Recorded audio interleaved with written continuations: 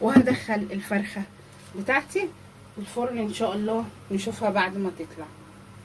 الفرخة بعد ما طلعتها قعدت حوالي ساعة ونص.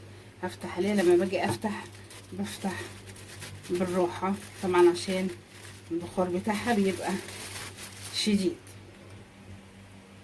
الفرخة بتاعتنا بعد ما خلصت مع الفريك بالشكل ده، عايزة اقولك الفرخة طلعت دايبة.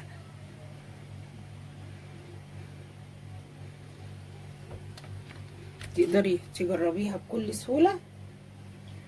نقدم جنب الفرخة الملوخية الخضراء. مقترح الاكل النهارده. ارجو ان يكون الفيديو عجبكم. يا ريت الفيديو يعجبه ما ينساش اللايك والاشتراك في القناه وتفعيل الجرس عشان يوصلكم كل جديد. اشوفكم على خير الفيديو الجاي.